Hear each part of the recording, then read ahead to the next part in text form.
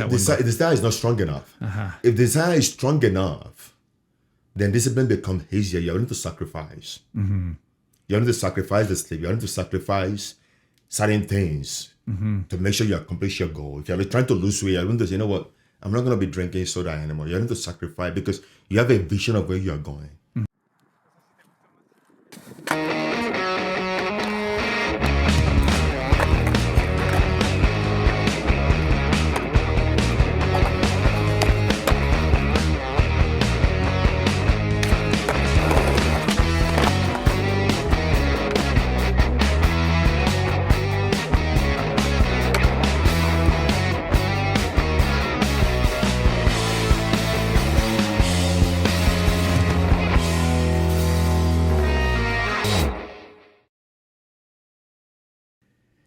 Hi, and welcome to another episode of the Love, Health, Prosperity LHP podcast. I'm Marcelo, your host. And today, again, we have another dynamic speaker who's going to talk to us about motivation. I think we all need a little motivation. But before we actually get into the actual interview, we want to let you guys know that if you guys like what we're producing, if you guys see a benefit, then consider supporting our channel by hitting the subscribe button. Spotify, follow us on social media, and help us grow this channel. We feel that that a lot of people can definitely use this information, and we're all about local, so this is a good thing. Our next guest today, Gbenga. Gbenga Asedeko is a dynamic and enthusiastic motivational speaker, author, and coach, and entrepreneur. He earned a BA in accounting and a master's in business from the University of Texas at El Paso. Gbenga has served the city of El Paso colleges and universities, Asedeko Food Services, Spire Shoes, the county of El Paso, and the real estate industry and school districts across Texas. Gbenga is originally from Nigeria, Africa. He was born and raised there. And today we have the pleasure and privilege to be able to have him here on our studio today to talk to us a little bit about himself, his projects, and everything he has to offer to the city. Welcome, Gbenga. Oh, Marcelo, thank you for that great introduction. It's an honor to be here with you. I'm all yours. I'm looking forward to what we are going to accomplish today. I love the title, the name of your podcast, Life, Health, Love, Health, and Prosperity. That's incredible. All of us want to be loved. Thank you for that. You're the All of us want health. The first person that has actually said that. Yes, I love it. A lot of people tell me, hey, you know what? It's too long, man. Love, health, prosperity. Come on, you need to sum it down. You need to, break it down a little bit or just call it the LHP podcast. But you're the first person that has actually given us kudos for that. So thank you for that. It's my pleasure. I love it. I want to be loved. I talk to a lot of parents all the time and I ask them, do you love your child? They say, well, I do. Then I will ask them, does your child feel loved by you? And they get quiet. And all of us want to feel loved. And what we need in today's world today is love. Loving one another. Love transcend politics, transcend religion, transcend ideologies. When you love, there's something special about loving people. Whether you're black, white, Hispanic, no matter, when you feel loved by somebody, I believe it's something that unites us. We're talking about health. You can afford the money in the world. Yes. And you have no health. Then exactly. That money does nothing for you. So making sure that we are healthy, we are doing everything to stay healthy. And then you had prosperity time. To be prosper in your mind, in your soul, in your spirit, in your body. It's just amazing. I love the name. It's a good name. I love it. Keep it. Thank you so much. Yes, you sat down, you thought about it, and thank you for that.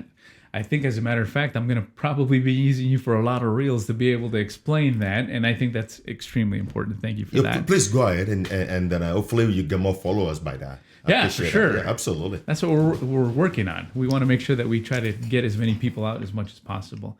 So I love your energy, first of all. Your energy is awesome. Thank you. Can you tell us a little bit about yourself? You know what? I grew up in a big family.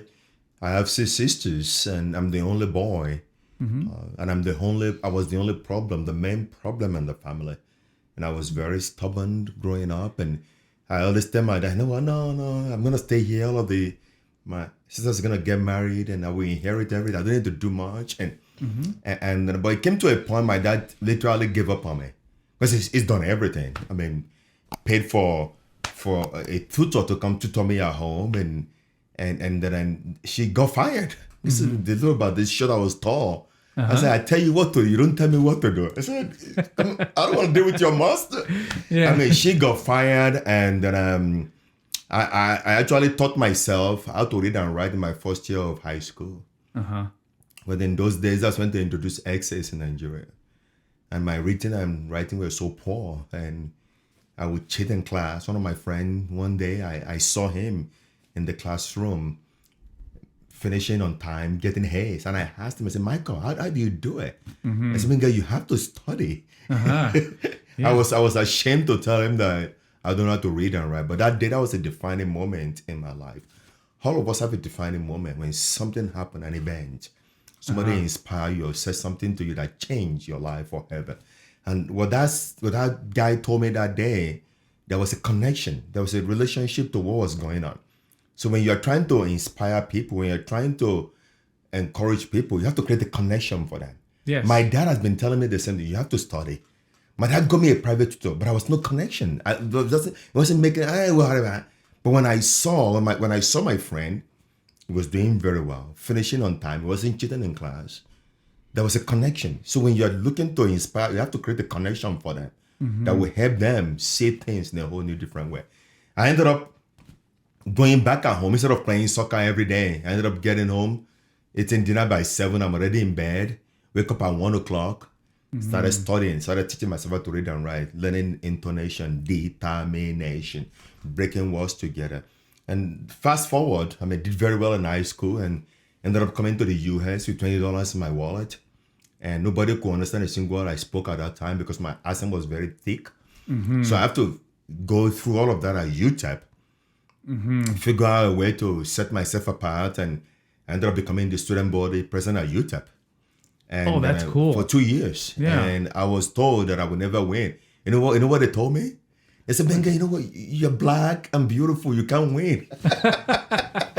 UTEP is a Hispanic dominated school. You're like, challenge accepted. And I said, you know what? That was obvious. I'm black, of course. And I think I'm good looking. I know I'm good looking. I said, that is an advantage. Yeah. But I won the election twice and changed a lot of things at UTEP. But wait a minute, just a simple fact. To tell yourself, okay, so I'm over here, in this new place, and I'm trying to, get to see how the water is running. And then you say to yourself, I'm going to run, for this position here. How do you find the courage to do that? A lot of people have a hard time doing that, even if they're from around here. I never thought I would be involved in politics. Politics in Nigeria is very dangerous, just like in Mexico. It's very aggressive. Up to the point that they will kill their opponent. So even at the college level, it's always fighting and a lot of Christian that goes on. I never thought I would be involved in politics.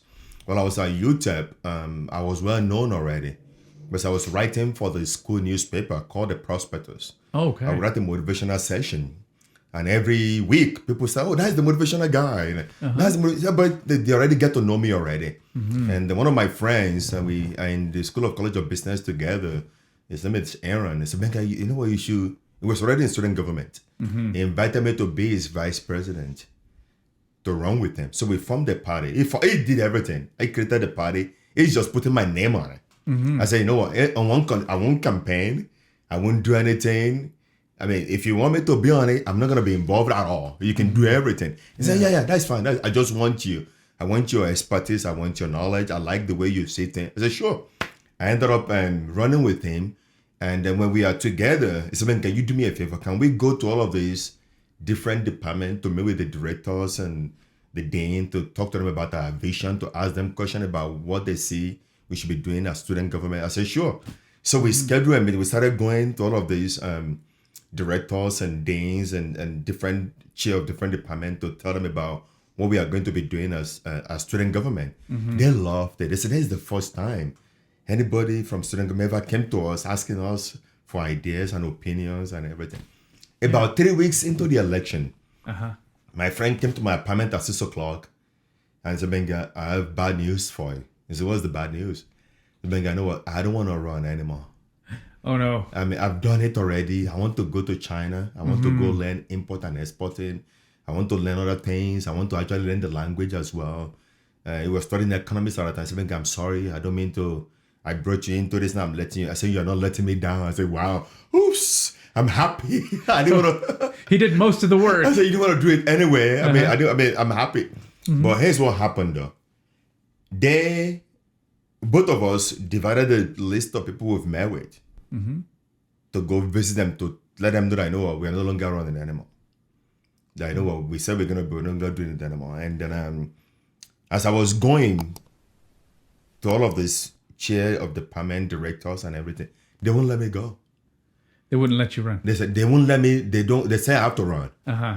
They won't let me go. They said, you have to run. We want you to run. I said, no, I'm not interested. Everyone was the one doing it. I'm following. I don't know what to do. I'm not gonna do it. Oh. I'm not interested. I mean, I was following his lead. I'm not. You're gonna put me into. No, I'm not interested. And it was just one after another. But one Friday, as I was going to let them know again, going through the appointment again to let them, I'm not gonna be running. I met with the dean. Uh-huh. I met with the current vice president of student government. Then I met with the director of the Student Development Center. Uh-huh. The same day, the same time, back to back, all of them said, "We need you to run. We need your maturity. We need your the way you say things. We need that in our student government. Run for a senator. Do something. Just be involved." And I told all of them, no. Refused. As I was walking home that day, I lived on Schuster, about a few blocks away from campus. Yeah, As I was going to my apartment, I said, "No, they believed in you, Gbenga. They want you. What is stopping you?" The current vice president at that time, my good friend up to today, Marisa, he said, "Gbenga, you know what? If you run, I will do it. I will give you anything. I will help you. I will support you. Run for senator." This was 3 weeks before the election. So I called her. I said, "I'm going to be running." She got excited. And I said, "What are you running for?" "I'm running for president." Then she got quiet.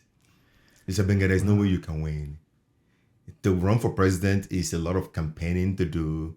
You're not running for the senator for College of Business, or those are more, you're focusing on just College of Business. This whole campus, it's going to be too much. I mean, 3 weeks, you have to form a political party.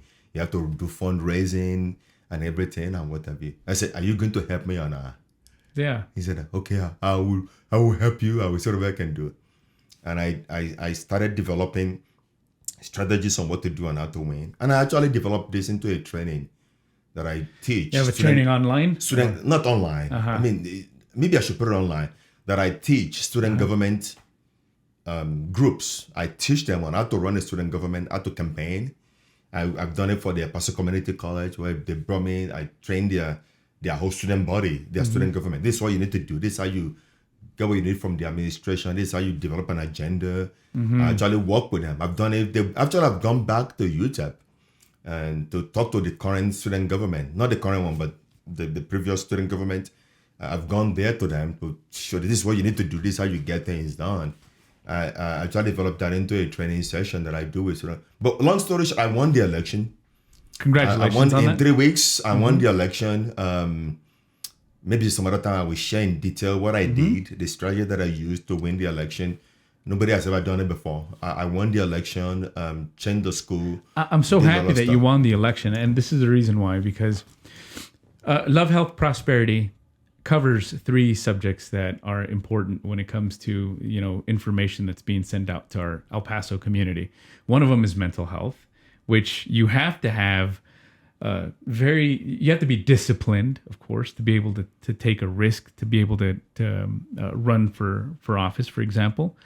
And the other is lifestyle, right? Lifestyle is important, and so is family. So you've covered 3 things in this brief conversation that we're having so far, that those 3 factors have been something really important for you in your development here. Am I correct on saying that? It's very important. I mean, those 3 factors are very, very important. Mental health, mental toughness, and being able to withstand and being able to go. What happens to when move forward. Gbenga is overwhelmed? Do you have those doubts that come into your mind, Gbenga, that all of a sudden says, "You know what? They're right. Don't do it. You're not going to win. You're going to fail." How do you manage that? the first thing you have to know what you want. Once you know what you want, and you are, that's what I tell people all the time. Every real achievement begins with a desire. When you have a desire, a burning desire inside you, I mean, you're possessed by it. In my own case, I was so possessed by it that I was dreaming. I was having a dream that I won the election.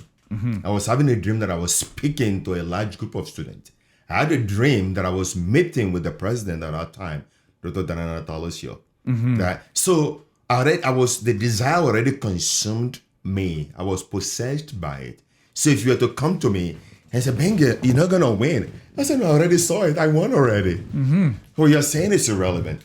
So the first thing, you have to have a desire. You have to believe in yourself that this is possible. Yes. So when none of those no's and the doubters and the naysayers are coming, you're not really focusing on them. They are not, it's okay, whatever. Thank you. I mean, I'm going to win anyway. I like that. And in those days, I have people that donated money to my campaign, and they came back after I won to apologize to me. And they told me, Gbenga, you know what, we didn't believe in you. We just gave you the money just to give you the money to leave us alone. But I'm sorry that for not believing in you, and so on and so forth. But the whole key is that you have to have a burning desire. When you're possessed by the desire. Learning desire, would that be the same thing as envisioning the outcome that you want? Is it the same thing, or would you say it's slightly differs? Would you say that being able to say, okay, I'm going to dream this out, I'm going to make it a possibility. Is that your way of saying, okay, I'm going into my own future and I'm seeing myself being successful? I mean, the desire is the starting point. Remember, the starting point of all our achievement is desire. And one of my training that I do, I call it the 4 Ds. So desire is the starting point. The second D in the 4 Ds is decision. Decision is the how. So what am I going to do to make my desire become a reality? What do I need to be doing daily? What are the goals that I need to set? In the case of my winning the student government presidency, I had the desire. I was excited about the desire. And then that night, I stayed up till 1 o'clock. I got a yellow pad, just dreaming, writing everything down. What do I need to do? Who do I need to talk to? What do I know? What do I know? I wrote down about 5 pages of how I could win the election. I fleshed out everything. So from there, I started setting goals. Because I need to meet with these professors in this college to go introduce myself to them, if they can let me come to their classes. And they allow me. So I scheduled about 100 classes to go to. 100 classes. So basically, you have your desire, your burning desire, in every area of your life, whether in your relationship, in your business, in your personal life, you're trying to lose weight, you have a burning desire, then you have to make a decision on what do I need to do to accomplish my. So you set your goals, your long-term goals, your short-term goals. We need to do daily, your accountability partners, who to support you, who to get you, make yourself to become a reality. And third D is determination. That's what you are referring to. Determination. So you have your desire, you have your decision, which is your goal setting and making plans on how to accomplish your desire. Then number three is determination. It won't be easy. People will tell you no. There'll be disappointment. People that are close to you, family members, they will make fun of you. Yes. You will doubt yourself. The haters. So the haters will come. But that's when the resolve comes in. Resiliency. You're determined. What will fuel your determination, though, is the vision of the desire that you have at the beginning. That's what it's going to be. I already saw it. Yeah. This is possible. I'm not giving up. I mean, when they told me that I can't win, I already saw it. I'm determined. No matter how many failures that I'm having right now, I'm not going to give up. First day of the election, I was losing. It was obvious. Everybody, the election was 2 days. I mean, we have to vote for 2 days. And everybody that were running, Gbenga, you're losing. Everybody is voting for the other parties. There's no way you can win. Even the prospectors, the youth newspaper, they came to interview me. Yeah, the people that you write for, too. They came to interview. They said, Gbenga, you know what? You're losing the election.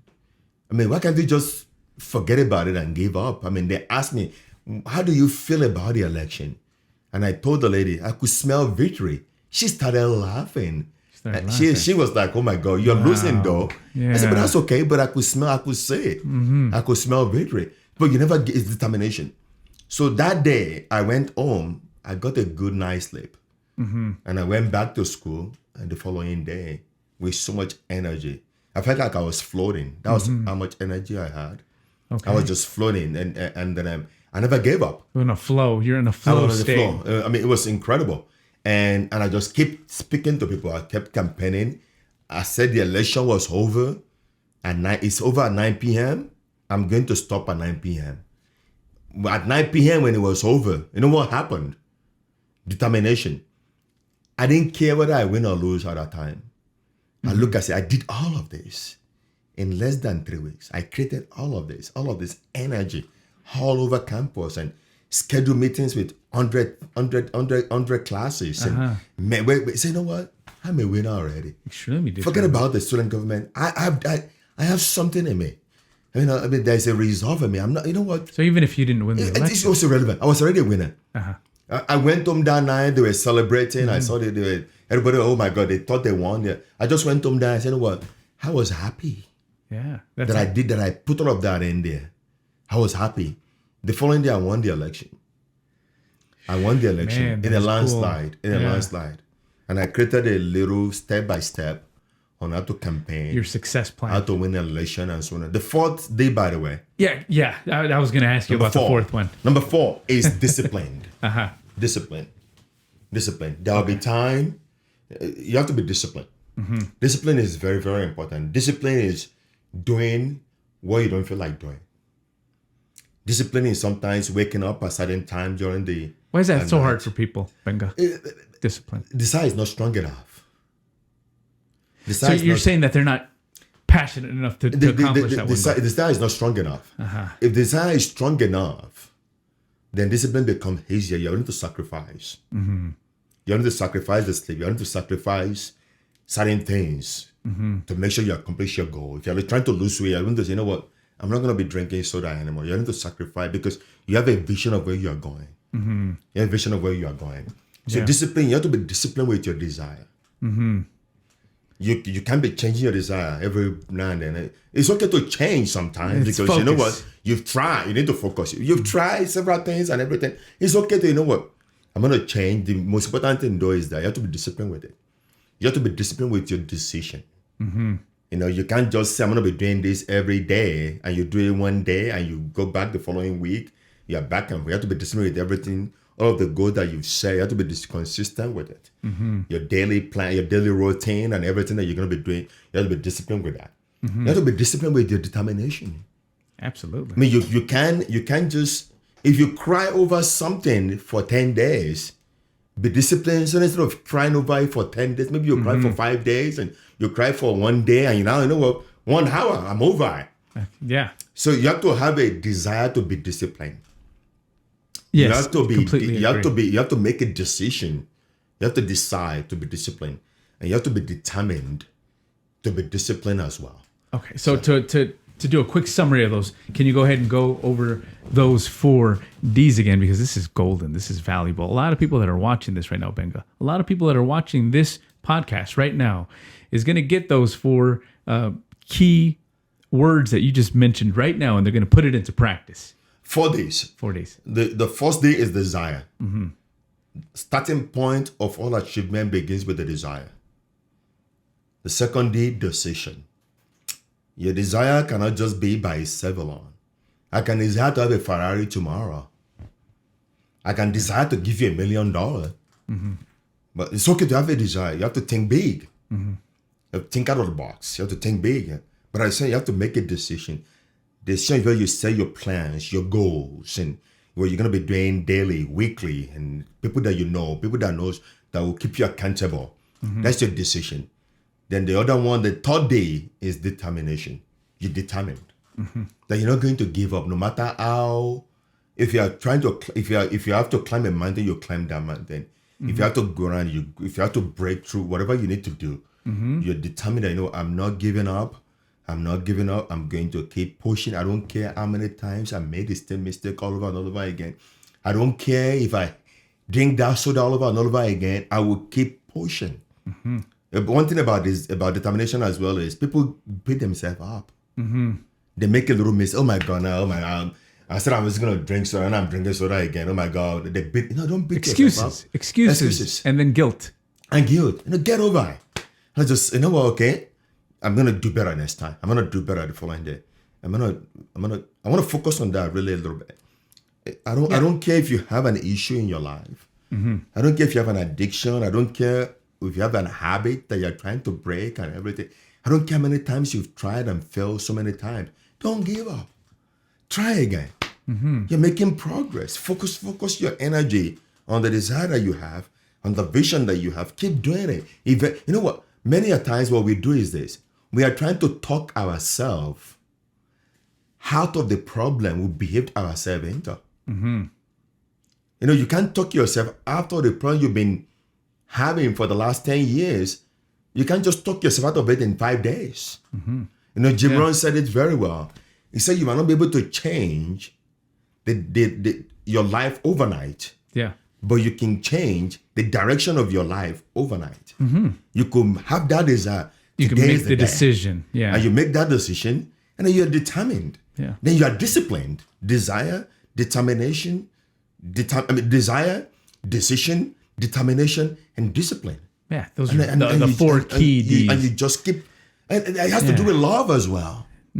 Love, health, and prosperity. Yeah. Love. You have to have that desire to love somebody. You have to have that desire to be loved. You have to have that desire. Love is an action. Yeah, it is. You have to. You have to have that desire to want to show love to people.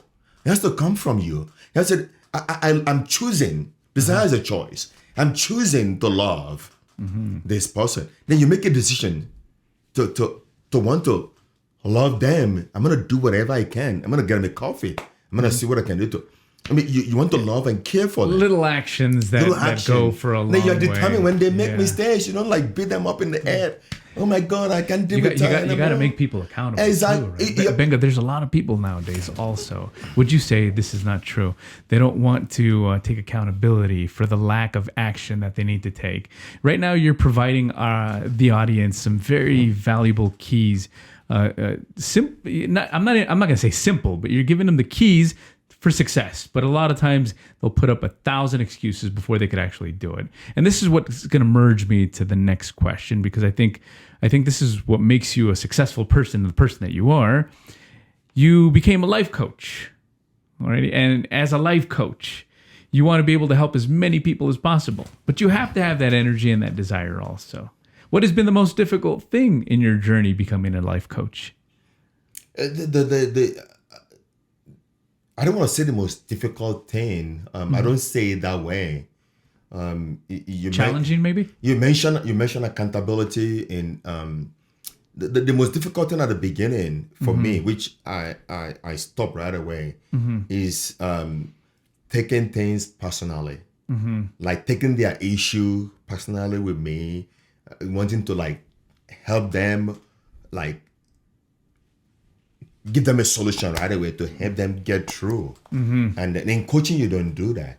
Yeah. Your job in coaching is not to provide solution. Your job in coaching is to help people see themselves the way they are, and to see themselves that they can accomplish what they set their mind to accomplish. It's basically empowering them. You are guiding them. You are leading them. You are helping them to see things differently. You are showing them their blind spot. You help them to see it. And from there, they're able to make their own decision and empower themselves to become a better person, or to accomplish what they set their mind to accomplish. So for me at the beginning, like I said, it's wanting to oh my God, I have the answer. I could see what is going on. And then, telling them the answer. And that's not the job of a coach. You don't tell them the answer. Well, you don't, because even if you gave them the answer, Gbenga, and it makes perfect sense, and that's the key. You say, okay, look, this is what's going to guarantee you success. Do what I'm saying. Sometimes they don't do it. And like they say, you can grab a horse and you can take him to water, but you can't make him drink it, right? So the best thing to do, like you had said, you have to open up those avenues and have them figure it out for themselves, so that they can find the potential within themselves, like you said, with those 4 Ds, to be able to believe in themselves and to accomplish that. Absolutely. You want to have them discover that. You want to have them go through that discovery process.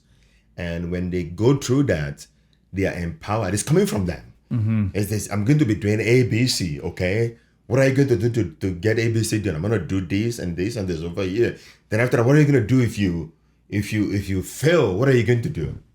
Okay, I'm not going to give up. I'm going to call you. I'm going to get an accountability partner to help me move forward in the right direction that I want to move forward to.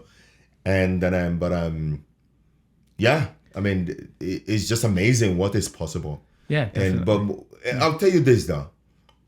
Most of the time, here's what happened, and this is going on in our society today. When we put a label on people, Yes. we judge them, we put them down, we talk bad about them, or we call them an outcast, or they have no future ambition, and then we have to be very careful with that. You have to give people an opportunity to feel loved. You know, when somebody feel loved, they are more inclined to listen to you. You know, let me give you an example. I was coaching a lady one time. She had a troubled child. Now, when you're saying I'm coaching, are you? Do you have a specific niche that you're going through? Or is it just business coaching, or is it relationship coaching? Relationship coaching. Okay. Relationship coaching. Great. Yeah. I was working with her. She has an issue with her son. Her son went to college, came back after first year, and practically dropped out of college. And then he said, my son just sit down at home, play video game, and I'm just tired of it.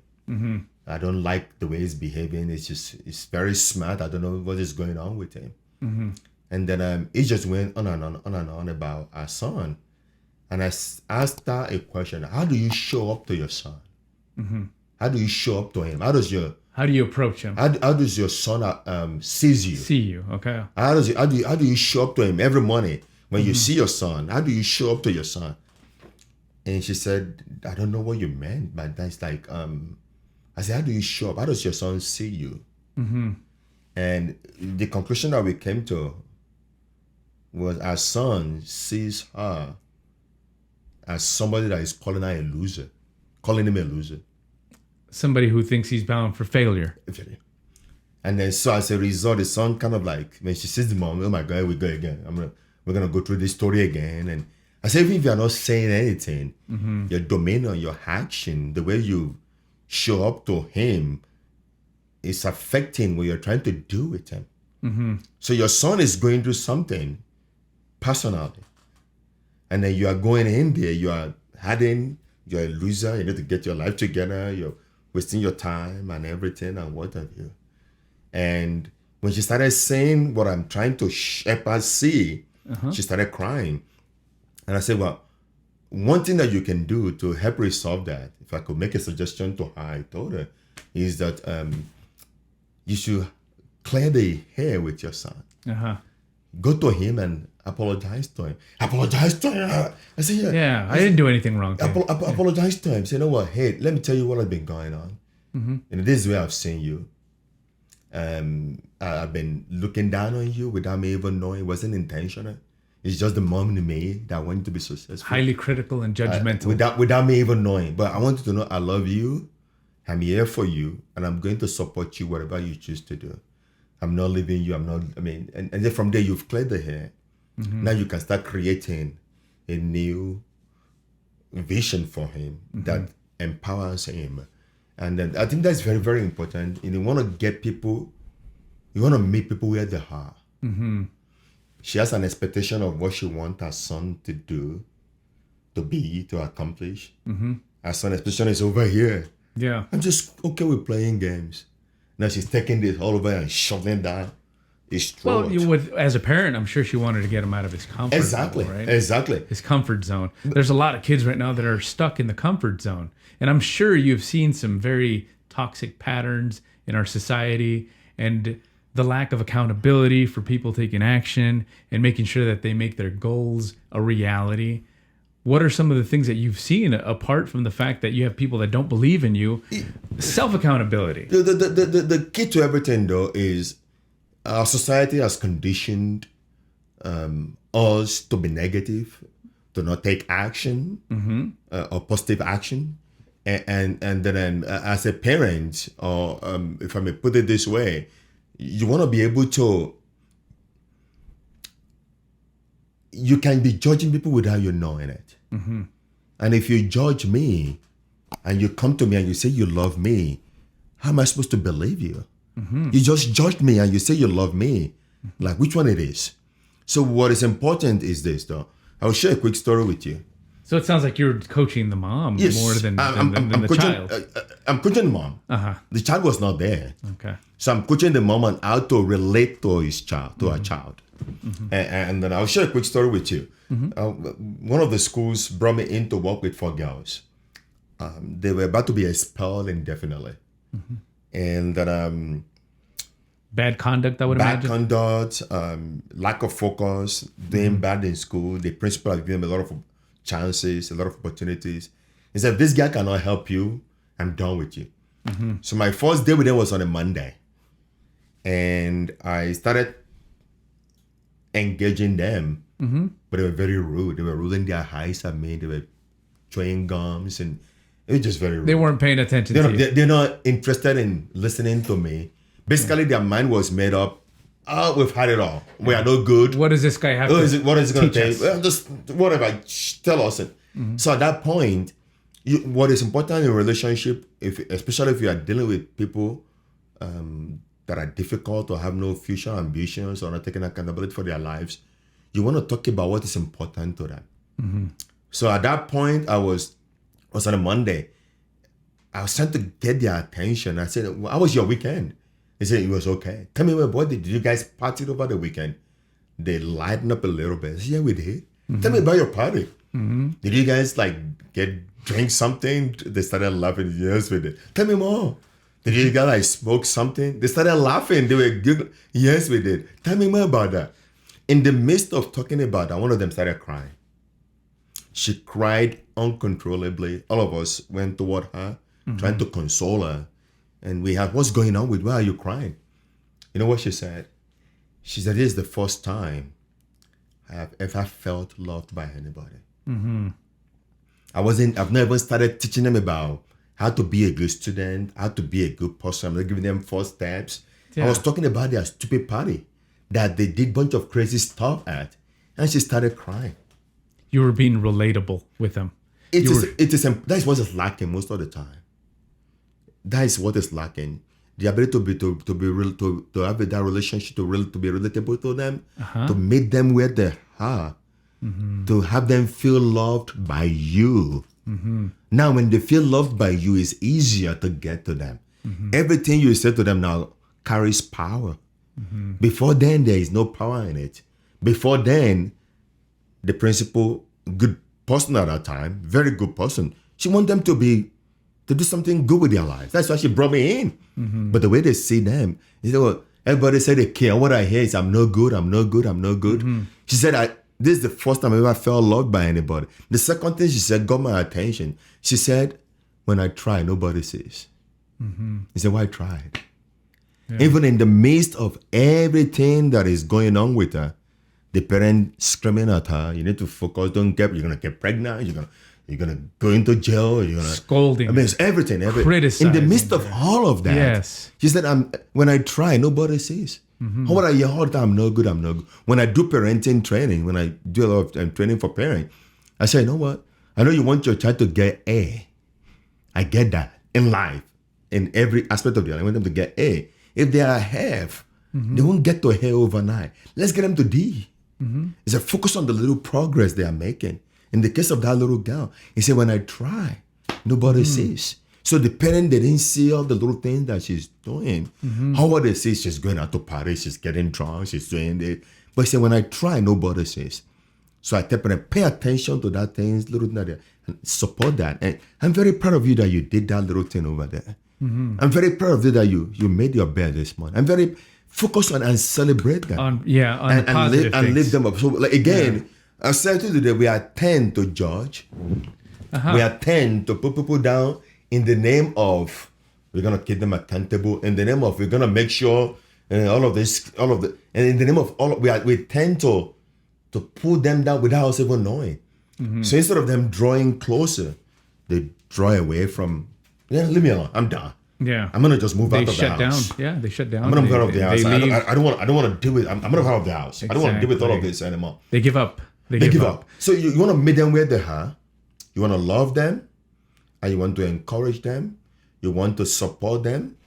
You want to discipline them as well. Discipline is more powerful when it's done out of love. I love what you're saying, because all these words that you're using right now, I mean, it's not rocket science. It's just applying and being in the zone, having the feeling, understanding that they're people as well, and taking off that judgmental hat and being more objective, and like you said, being a little more relatable. So this is really good information that you're putting out. I also want to touch upon the subject of being able to be diverse in who you are as a person. Also, there was a book written by Dr. Epstein. I think it was Range, and that book talks about the importance of reaching out and doing a bunch of different things to be familiar with, not to just stick to one thing, do a bunch of stuff. And one of the things that I've noticed with you a lot, Gbenga, is that you wear different hats. You have different professions. Not only are you a coach, but you're also into business, and you're also into real estate. And I really want for you to let people know why it's important for them to venture into different things, not just one thing. I think it's important to venture into different things, and one of the things that I'm working on is to be more disciplined in making sure that you focus on one thing at a time, perfect it, then go to the next one. Even if you venture into so many things, you want to perfect one, make sure it's running very well before you go to the next one. You don't want to be broken focus to broken dreams. Okay. So you want to be able to do one thing very well, go to the next one, build it up, do one thing very well, go to the next one, build it very well. I think it's very, very important to have multiple sources of income and to generate income for yourself. So if one is not working, this one is working. I think the key to that, though, like I said, is multiple streams of incomes, important. Yeah. Okay. But the key to that is to make sure that you perfect one, then you go to the next one, you perfect it, you go to the next one. I mean, the easiest way to do it is to get an expert that already done it. If they already done it, go partner with them, split 50-50. So somebody listening right now that says, okay, I want to create multiple sources of income. I want to become better in my life. I want to be able to make more of an impact and do significant things that are admirable to the people around me. Who can help me do this? Is Gbenga the right person to call to have them motivate them to do this? Absolutely. Yeah. Absolutely. I mean, the whole key to everything is helping them, guiding them, working with them, empowering them, guiding them. If I don't have an answer to everything, I know a lot of people in different industries. Said, hey, I'm going to connect you with this person. And then let's work together over here. This is what I can help you with. Being resourceful. I have a lot of resources that I could help and guide them through. But I love what you are doing. I love the mindset that you have to do. It's not easy to do a podcast. Takes a lot of preparation, a lot of editing, a lot of things that goes into it, and to be consistent. And you need the team that believes in the project. That believe in the project. I've been blessed to have. I have the team is just we're just a unit together. It's amazing. It's amazing. I'm glad that you have the team and then I've been able to. You want to just make a difference, no matter how little it is. You make a difference in people's life and encourage them, empower them, and be a force for good. That's how we change our community. That's how we change the world.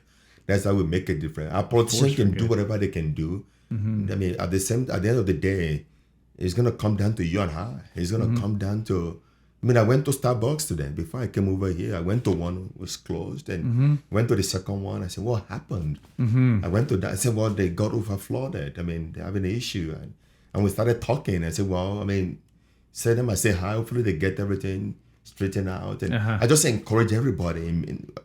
As I was encouraging them, I went to get my drink. Your coffee, yeah. They said, no, it's on us. We're not gonna have you pay for it. That's nice of them. They gave me the drink. I sat down, having my drink, about to leave, and they brought some other bread. Is this for you? I mean, I want to give this to you too as well. They were being super nice. I was gonna leave us before I left.